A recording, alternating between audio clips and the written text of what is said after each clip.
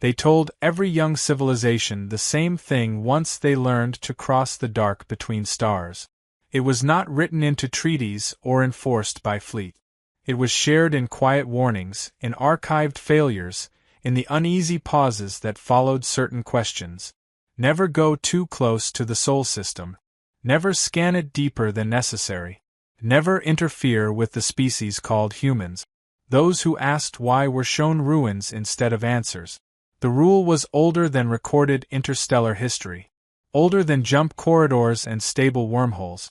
Some said it was first spoken by machines that had outlived their creators. Others believed it came from survivors of a war so catastrophic it had been erased from time itself. Whatever its origin, the result was always the same. Civilizations that ignored the rule did not lose battles. They vanished. No refugees. No debris fields. Just absence. Humans were classified as a high-risk anomaly. A persistent species beyond normal predictive models. They adapted faster than simulations could update. They learned more from defeat than from victory. Where other species optimized for stability, humans optimized for survival. Loss did not discourage them. It sharpened them. And yet, for centuries, nothing happened. Sol remained quiet. Humanity stayed confined to its system, noisy, divided, endlessly arguing with itself. They fought internal wars, created art, destroyed their own cities, rebuilt them again, and never once looked outward with unified intent. Over time, the rule began to sound like superstition. That was when the Kathari ascendancy decided it no longer applied. The Kathari were ancient by galactic standard. Cold, logical, and terrifyingly efficient. Their civilization had survived multiple cosmic resets by treating the universe as a system to be optimized. Worlds were not conquered for glory but converted for function. Species were not exterminated but reorganized into labor, research, or raw material classifications. Emotion, to the Kathari, was a flaw that slowed progress. When long-range probes detected irregular energy signatures around Sol, the Kathari did not see danger. They saw waste. A fragmented species sitting on unstable technology, unexplored space, and a biosphere rich with potential. Humans, according to Kathari analysis, were inefficient, emotionally volatile, and strategically incoherent. A statistical error that had survived longer than expected. The Ascendancy Council did not debate long. The rule was outdated. The universe had changed. Humans had done nothing of consequence for generations. Sol would be annexed, corrected, and optimized. The first Kathari vessels entered Sol space without ceremony. No declarations. No threats. Observation platforms slid between planets like shadows, masking their presence behind stellar radiation. They listened. They watched. They studied human behavior in detail. What they found confused them. Humans cried over fictional stories while casually discussing weapons capable of ending civilizations. They argued about ethics while maintaining stockpiles of extinction-level arsenals. They laughed during disasters. They mourned enemies. They celebrated survival more than victory. Kathari analysts labeled it emotional inefficiency and concluded it would make humans easy to control.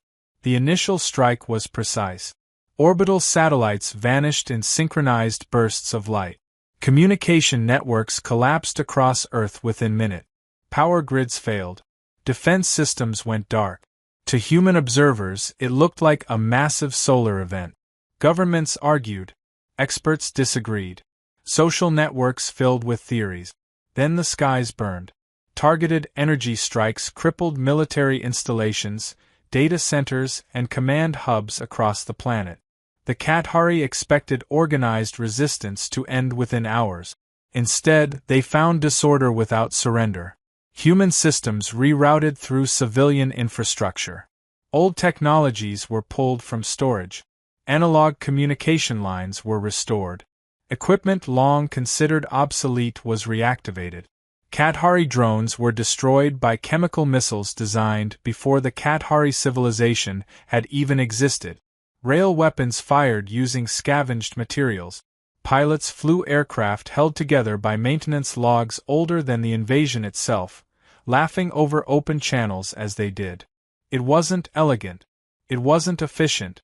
But it worked. The Kathari escalated. And that escalation was the moment humanity truly woke up. Deep beneath mountains and oceans, sealed facilities activated. Vaults humanity had sworn never to open unlocked themselves. Artificial intelligences bound by ancient laws received revised directive. Systems designed for threats that no longer officially existed came online one by one. 3 days after the invasion began, a signal left the Sol system. It was not a plea for mercy. It was not a declaration of war. It was a warning. We were asleep, the message said. You should have let us dream. The galaxy expected retaliation to be slow and clumsy. Instead, human vessels appeared in regions where no known jump routes existed. They ignored established physics, bending and abusing it rather than respecting it. Their ships were asymmetrical, scarred, layered with redundant systems. Every hull told a story of survival, not perfection. Kathari battle models failed almost immediately. Humans sacrificed ships to gather data. They turned destroyed vessels into weapons. They used debris fields as traps. Loss did not slow them. It accelerated them. Every failure became information. Every casualty became resolve. Kathari commanders called it irrational escalation. Humans called it normal. Captured Kathari officers were not interrogated for secret. They were questioned out of curiosity. Why did you think we would stop? Why did you think we would surrender? The answers, when recorded and leaked, unsettled the galaxy. Because you fight to win. Humans fight to continue. And that difference changed everything. The Kathari ascendancy had never faced an enemy like this, not because humanity was stronger, but because humanity refused to behave correctly. Kathari warfare was built on prediction. Every conflict they had ever fought followed patterns. Resources were calculated. Resistance curves were modeled. Morale degradation was estimated to the decimal. Wars ended when equations said they should. Humanity did not fit into equations. The first major Kathari fleet engagement was expected to end the conflict. A task force large enough to pacify 3 developed systems entered Sol's outer regions, projecting overwhelming force. Their intent was not annihilation but demonstration. Show humanity the cost of resistance, and the species would fragment, negotiate, and submit. Instead, the human fleet did something inexplicable. They charged. No formation discipline. No synchronized firing pattern. Ships of wildly different sizes and designs surged forward together, some barely space-worthy, others bristling with weapons that violated multiple interstellar safety accords. Kathari targeting systems struggled to prioritize threat. Humans did not protect their largest vessels. They did not retreat damaged ships. They pushed everything forward at once. When the first human ships were destroyed, the Kathari marked the battle as progressing favorably. Then the debris exploded. Human vessels had been rigged to overload on destruction. Shrapnel clouds became high-velocity minefield. Kathari ships attempting to maneuver were crippled by fragments traveling at impossible speeds. Human fighters used the wreckage as cover, darting through gaps Kathari navigation systems refused to calculate as safe. The Kathari lost 12 capital ships in the first engagement. The Ascendancy classified the loss as an anomaly. The second engagement was worse. Human fleets appeared without warning, emerging from microjumps so unstable they tore their own hulls apart. Some ships arrived already on fire. They fought anyway. Boarding actions followed tactics the Kathari considered barbaric. Humans physically entered enemy vessels, fought in zero gravity, sealed ruptured corridors with their own bodies if necessary. Captured combat recordings spread across the Ascendancy. Human soldiers laughing while bleeding. Apologizing to enemies as they fought them. Promising to finish the job quickly. Kathari morale algorithms could not process it. As the war expanded beyond Sol, humanity changed tactics again. Instead of striking military centers directly, they targeted logistics. Supply convoys vanished. Resource processing worlds experienced system-wide failures. Communication relays began broadcasting human messages into Kathari network. Not threats, explanations. Humans explained exactly what they were doing and why. They showed Kathari citizens how their empire functioned, how optimization required sacrifice, how many species had been erased quietly for efficiency's sake. They leaked classified data. They exposed hidden costs. They turned Kathari transparency protocols against themselves. Entire Kathari labor populations stopped working. Optimization stalled. The ascendancy escalated further, deploying weapons reserved for existential threat. Stars were destabilized. Planets were sterilized. The galaxy watched, expecting humanity to respond in kind. They didn't. Instead, human forces moved faster. They isolated Kathari core systems, severing them from peripheral worlds. They dismantled infrastructure piece by piece, never striking blindly. Every action was measured not for destruction, but effect. Human commanders avoided killing when surrender was possible. Not out of mercy but efficiency. Dead systems could not rebuild. Broken systems could. Other civilizations began to notice. Ancient observer species emerged from silence. Archivists who had not spoken in thousands of years accessed sealed record. They recognized patterns the younger empires could not see. This had happened before. Long ago, when the universe was unstable and predators roamed between galaxies, humanity had not been conquerors. They had been firefighters. They fought entities that consumed stars, sealed dimensional breaches, and erased threats that endangered all life. They paid for it with entire generations. When the wars ended, humanity fractured intentionally, burying their own history, outlawing their own technologies, rewriting their past into myth. They went quiet so the universe could recover. The rule had never been about protecting others from humans. It had been about protecting humans from having to become what they were before. The Kathari learned this too late. Their core worlds fell one by one, not through annihilation, but dismantling. Leadership structures collapsed. Optimization engines failed when fed variables like hope, anger, loyalty, and grief. The Ascendancy Council tried to negotiate only when no leverage remained. Human terms were simple. Stop. Withdraw. Dismantle the system you built. The Council chose dissolution over surrender. When the last Kathari command signal went dark, the galaxy waited for humanity to expand, to claim territory, to establish dominance. They didn't. Human fleets withdrew as suddenly as they had appeared. They rebuilt damaged worlds they had touched. They returned liberated species to autonomy. Then they went home. Before retreating fully to Sol, humanity left behind a single directive, transmitted and etched into every major data vault across known space.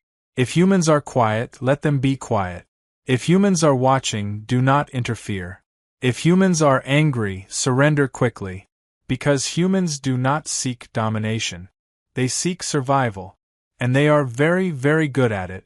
Back in Sol, systems powered down. Vaults resealed. Laws were rewritten again. Humanity argued, rebuilt, and slowly returned to sleep. This time, however, they did not close both eyes. And somewhere, in a young civilization just learning to bend space, someone would eventually ask why the rule existed. And an elder would hesitate before answering. The universe did not return to normal after the Kathari fell. It pretended to, for a while, but the damage went deeper than broken empires and rewritten borders. Trade routes shifted. Alliances quietly dissolved. Expansion plans were delayed, then abandoned. Species that had once raced toward the stars slowed their progress, suddenly aware that there were things in the dark that preferred not to be disturbed. Humanity's silence was worse than their war. They did not broadcast victories. They did not establish outposts or demand tribute. They simply withdrew, leaving behind repaired worlds, dismantled infrastructure, and unanswered questions. For younger civilizations, this was unsettling. For older ones, it was terrifying. Silence from humans had always meant restraint, not absence. Inside the Sol system, humanity fractured again, as it always did after survival. Governments argued over responsibility. Militaries debated doctrine. Scientists fought over what knowledge should remain buried and what should never be forgotten again. There were those who believed humanity should remain awake this time, maintain readiness, and enforce the rule actively. Others argued that staying visible would only provoke fear and eventual conflict. History, buried but not erased, weighed heavily on every decision. Deep beneath the surface of Mars, a facility that had not officially existed for centuries remained operational. Its purpose was not defense, but memory. Records of the Last Awakening were stored there, sealed behind layers of encryption and psychological safeguard. Only a handful of humans were authorized to access them, not because they were powerful, but because they understood the cost. They reviewed what had been lost before. Entire cultures erased while fighting horrors that did not negotiate. Generations born into war, never knowing peace. Technologies so dangerous they reshaped causality itself. Humanity had won those ancient wars, but victory had nearly destroyed them. When the threats were gone, humans had done something no other dominant species had ever chosen. They stopped. They dismantled their own supremacy. They outlawed themselves. Now the question returned, heavier than before. If the universe remembered them again, could humanity afford to sleep? The answer came from outside Sol. A small exploration species, newly spacefaring and painfully curious, detected residual anomalies near a former Kathari logistics hub. Salvage drones recovered fragments of human technology left behind intentionally incomplete. The fragments were not weapons. They were warnings embedded in design. Fail-safes that activated if misused. Systems that refused to function without ethical constraint. The species ignored them. They tried to reverse engineer what they found. The result was catastrophic. Their star flickered, destabilized by misaligned energy manipulation. A chain reaction followed, destroying their primary habitat within hours. No human ships appeared. No intervention came. The disaster spread across subspace channels, misreported at first as an accident. Older civilizations recognized it immediately. Human tech did not punish curiosity. It punished recklessness. The rule resurfaced in hushed discussions. Observers updated their archives. Monitors redirected sensors away from Sol. Not out of fear alone, but respect. Humanity had not threatened anyone. They had simply reminded the universe that some knowledge came with consequences. Within Sol, humanity noticed the ripples. Debate intensified. Some argued that the galaxy was already destabilizing itself again. Others warned that intervention, even well-intentioned, would only accelerate the cycle. Humanity had learned the hard way that playing guardian eventually made you the target of everything that needed saving. And yet, watching others repeat the same mistakes was becoming harder. The first sign that humanity might not remain passive came quietly. A single human vessel appeared at the edge of known space, broadcasting on open channels. It did not identify itself as military. It did not carry visible weapons. It offered assistance, mediation, and repair to any civilization experiencing catastrophic failure due to uncontrolled expansion. Some accepted. Those who did were helped discreetly. Infrastructure stabilized. Knowledge was shared carefully with limit. Human advisors never stayed long.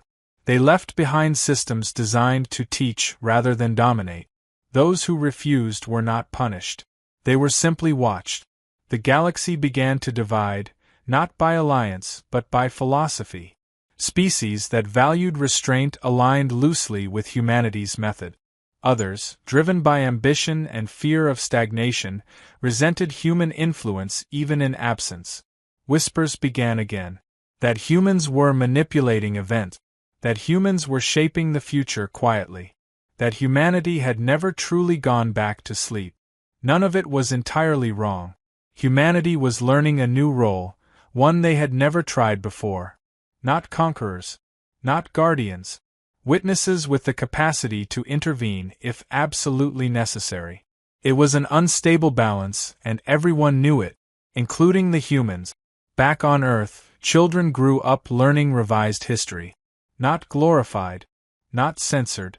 Honest. They were taught what humanity was capable of when cornered, and what it cost to survive that way. They were taught that strength was not dominance, and silence was not weakness. They were also taught the rule. Not as a warning to others. As a warning to themselves. Because if humanity ever fully woke again, it would mean the universe had failed to learn. And humanity feared what they would have to become next. The fragile balance humanity tried to maintain did not last. It never did. The universe had a way of testing boundaries, especially when it believed it understood them. 4 decades after the Kathari collapse, expansion slowed, diplomacy increased, and restraint became fashionable among younger civilizations. Humanity's distant presence acted like gravity, felt even when unseen. But fear fades faster than memory, and ambition always finds new voices. The fracture began in a region far from Sol, where an alliance of rapidly advancing species formed what they called the Unified Continuum. They believed the old rules were tools of control, myths used by elder civilizations to suppress competition. To them, humanity was not a sleeping guardian but a forgotten empire clinging to outdated relevance. The continuum expanded aggressively. They absorbed weaker species, standardized cultures, and erased local governance in the name of unity. Their technology advanced quickly, borrowing fragments from abandoned Kathari systems and corrupted human remnants left behind as warnings. Each success reinforced their belief that restraint was weakness. When Continuum scouts detected faint monitoring signals traced back to Sol origin tech, they interpreted it as surveillance. They took it personally. The first Continuum strike was indirect. They destabilized a border system under human advisory protection, knowing humans had pledged non-interference unless directly threatened. Refugee worlds burned. Infrastructure collapsed. The message was clear. You are not in control anymore. Humanity argued. They always argued. Some demanded immediate response. Others insisted intervention would validate every fear about humans manipulating the galaxy. The debates grew louder, angrier, more desperate as casualty reports increased.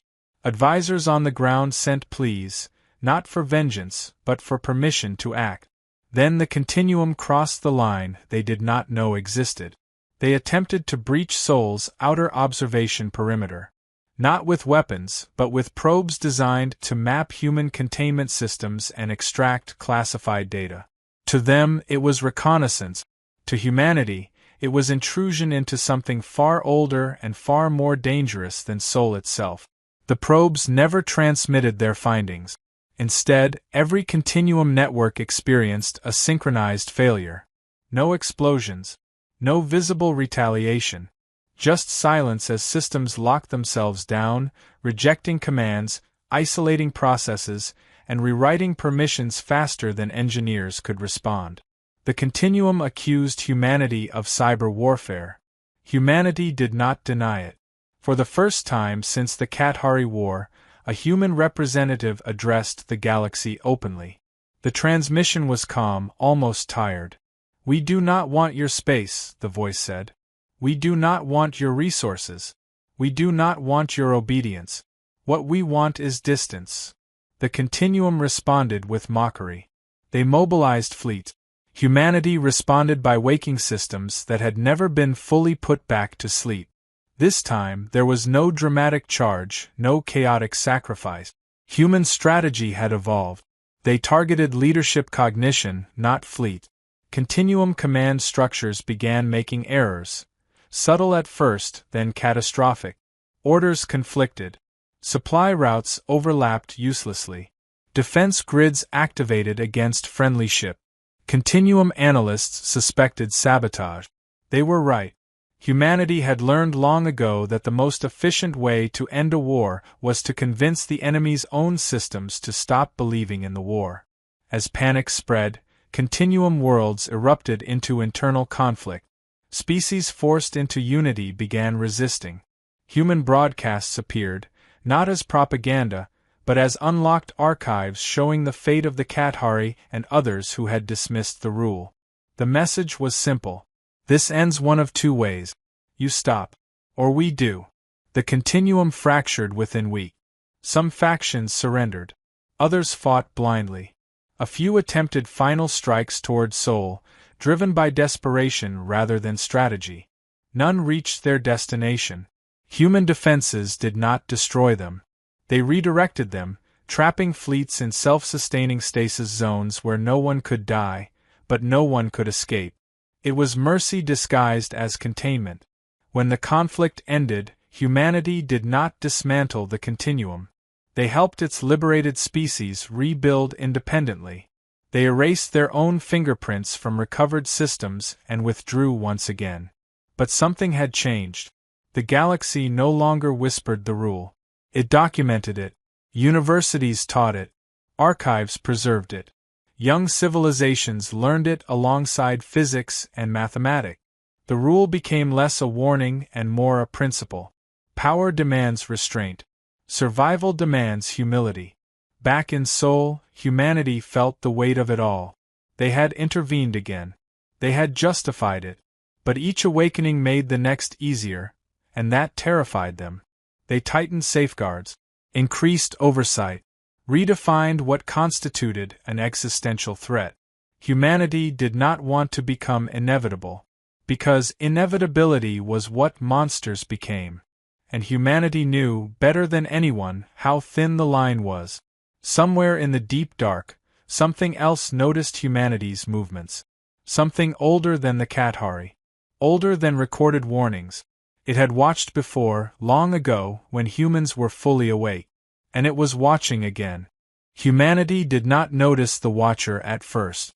That, perhaps, was the most dangerous part. It was not a civilization in any recognizable sense. It had no cities, no fleets, no diplomacy. It existed in the spaces between cause and effect, in regions where physics bent not from force but from age. Ancient observers had recorded traces of it before, always indirectly, always after disasters that defied explanation. Entire star systems gone quiet without debris. Civilizations erased without violence.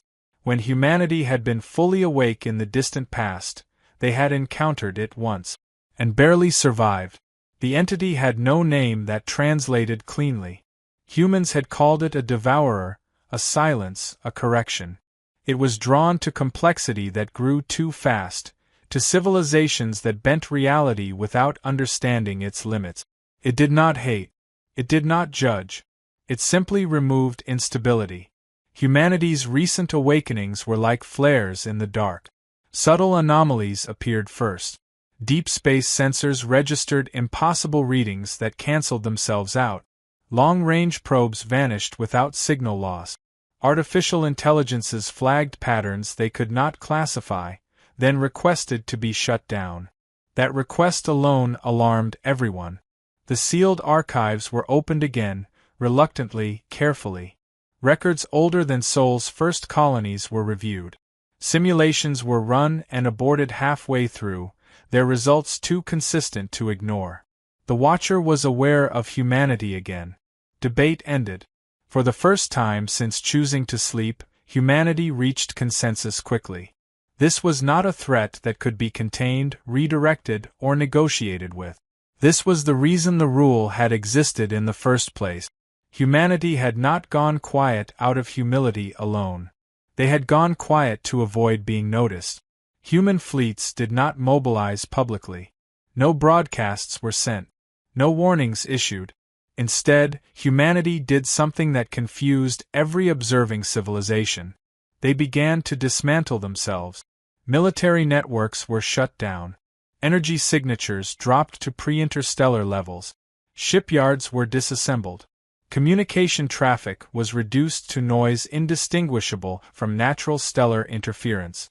Even human advisors scattered across the galaxy quietly withdrew, leaving behind systems designed to function without them. To outsiders, it looked like retreat. It was camouflage. Deep within Sol, a single project activated, one that had never been used before. Not a weapon. A solution. Humanity understood they could not fight the Watcher directly without drawing its full attention, and likely destroying half the galaxy in the process. So they chose endurance over confrontation. They collapsed their technological footprint inward, folding advanced systems into sealed pockets of spacetime that mimicked entropy. To external observation, humanity appeared to be regressing, losing capability, becoming irrelevant. The Watcher slowed. Confused but cautious. Other civilizations panicked. Some accused humanity of abandoning them. Others begged for protection. Humanity did not answer, not because they did not care, but because any signal could be fatal. Silence was not cowardice now. It was survival for everyone. Years passed. Then decades. The Watcher drifted away, drawn toward louder, brighter instabilities at the galaxy's edge.